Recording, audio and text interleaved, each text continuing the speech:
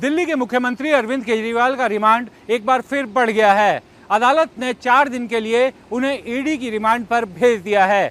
गिरफ्तारी के बाद अरविंद केजरीवाल को पहले 6 दिन के ईडी रिमांड पर भेजा गया था, जिसके खत्म होने के बाद आज उन्हें स्पेशल कोर्ट कावेरी बवेजा के यहाँ पेश किया गया।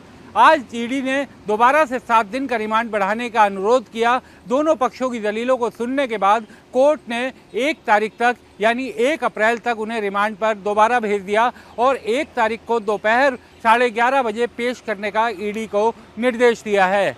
आज की सुनवाई काफ़ी कहा जा सकता है कि बहुत इंटरेस्टिंग रही, क्योंकि अरविंद केजरीवाल जो इस मामले के आरोपी हैं वो पिटिशनर इन पर्सन बन गए और वो एक तरह से अपनी जो उन्होंने जिरह की, उनके लिए कई वकील वहाँ पर मौजूद थे, लेकिन उन्होंने अदालत से अनुरोध किया कि वो अपनी जिरह खुद करना चाहते हैं। उन्होंने बोलना शुरू किया। अदालत ने उनसे कहा कि आप अपनी दलीलें लिखित में दे सकते हैं, मैं उसे नोट पर ले लूँगी, लेकिन कोर्ट में अरविंद केजरीवाल ने कहा कि वो अगर अदालत चाहेगी तो लिखित में बाद में दे देंगे। वो अपनी बातें बोलना चाहते हैं, कोर्ट के सामने बोलकर बताना चाहते हैं। ईडी ने इसका विरोध किया था, लेकिन बाद में अरविंद केजरीवाल ने ईडी से भी कहा कि प्लीज़ मुझे बोलने दीजिए, और कोर्ट से भी यही कहा कि प्लीज़ मुझे बोलने दीजिए। उसके बाद उन्होंने अपनी काफ़ी बातें रखी। उन्होंने कहा कि ऐसे गवाहों के बयान के आधार पर उन्हें गिरफ्तार कर लिया है जिनकी गवाही पर विश्वास नहीं किया जा सकता।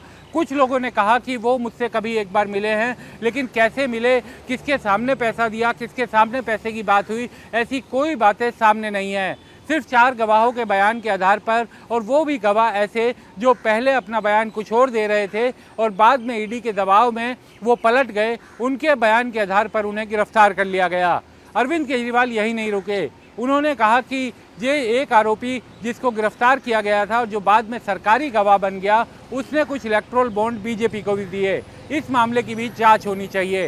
हालांकि ईडी ने इन तमाम चीज़ों का पुरजोर विरोध किया और कहा कि उनके पास सीएम अरविंद केजरीवाल के खिलाफ पुख्ता सबूत है। ईडी की तरफ से ये दलील दी गई कि इस मामले में जो आरोपी हैं उनमें से कईयों के बयान दर्ज हो चुके हैं, कुछ गवाहों के बयान दर्ज हुए हैं। इसके अलावा अरविंद केजरीवाल से पूछताछ में कुछ नए तथ्य सामने आए हैं।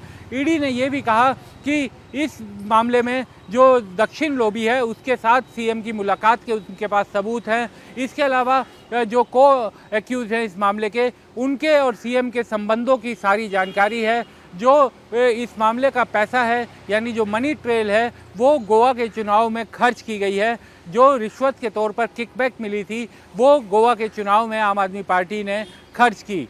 आज की सुनवाई के बाद अरविंद केजरीवाल को कोर्ट ने 1 तारीख तक के लिए रिमांड पर भेज दिया।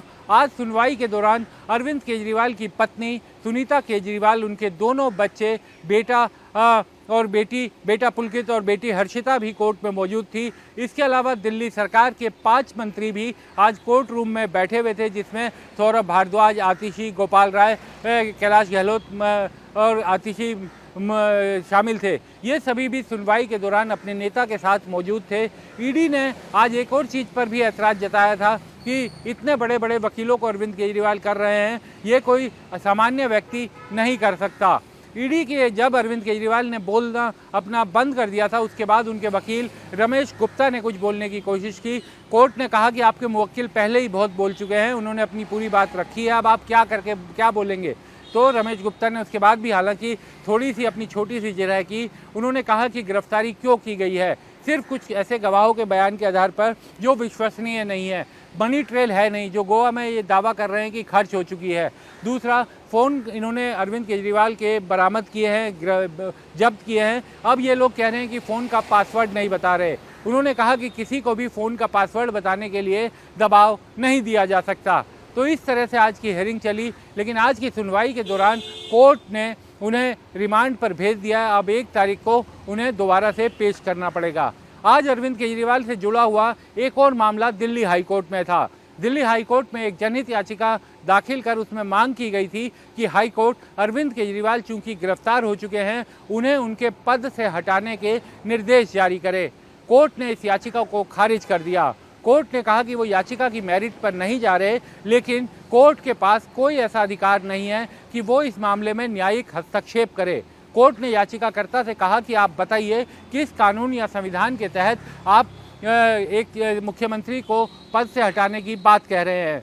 कोर्ट ने कहा कि यह अधिकार एलजी का है। अगर संवैधानिक व्यवस्था कहीं पर खराब दिखती है तो एलजी अपनी रिपोर्ट बनाकर वो राष्ट्रपति को भेज सकते हैं। ये पूरी तरीके से उनके अधिकार का क्षेत्र है। इसमें जुडिशरी के हस्तक्षेप का कोई कारण नज़र नहीं आता। कोर्ट ने इनकी इस याचिका को, इस जनहित याचिका को खारिज कर दिया।